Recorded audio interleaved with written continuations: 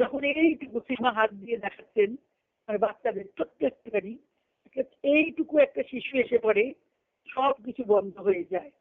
শিশুটি আসার আগে লোকেরা কথা বলছিল, মনোগ্রাহী কথা বলছিল কিছু গভীর বিষয় নিয়ে, কিন্তু যেই শিশুটি এসে পড়ল সবারই মুখে হাসি রাখা গেল, শুরু করলো তাকে নকল করে মজা করতে, তাকে দিয়ে কথা বলাবার চেষ্টা করে। ঠিক তাই হয়, বাড়িতে একটা বাচ্চা এলো, তাকে সবাই কথা বলাতে চেষ্টা করে, তাকে বলে তুমি এটা কবিতা বলো তো, তুমি এটা গান বলো তো, সব মনোযোগ দিতে সবাই চেষ্টা করবে। তুমি একটা শিশুকে নিয়ে আসবে আর সবাই মিলে তাকে নিয়ে যে মজা করবে না, তা হবে না। সবাই তাকে দিতে চায়, তাকে দিয়ে কথা বলাতে চায়, তাই স্বাভাবিকভাবেই শিশুটি মনে করে যে সে বিশ্বের কেন্দ্রে আসেন। এটা খুবই স্বাভাবিক। কুকুর ছানার ঘটনার ছানাও কুকুর ছানার জন্য একই জিনিস, বিড়াল ছানার ক্ষেত্রেও সেই একই। যারা খুব বিড়াল ভালোবাসে, কোথাও বিড়াল বাচ্চা দেখলে তাদের নিচে, এটা এক ধরনের, এক রকমের।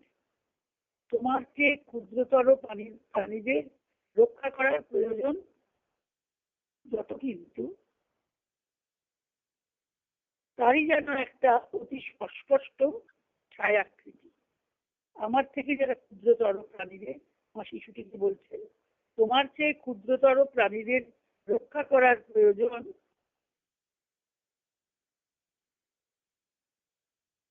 প্রয়োজনের মতো কিছু, তারই একটা যেন অতি অস্পষ্ট ছায়াকৃতি।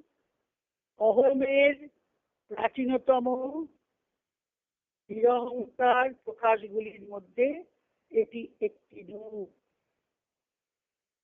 আর খুব ভালো লাগে যখন সে কাউকে রক্ষা করতে পারছে।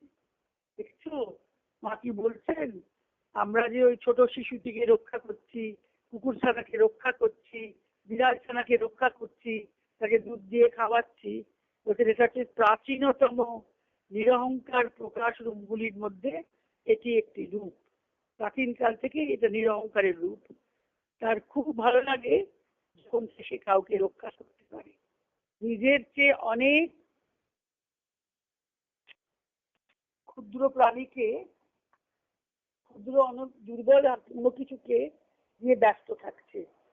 কেউ আবার প্রায় তার করুণার উপর আছে, প্রায় কেন এমনকি পুরোপুরি ভাবেই তার করুণায়, কেননা সেটি প্রতিরোধ করার কোনো ক্ষমতাই নেই।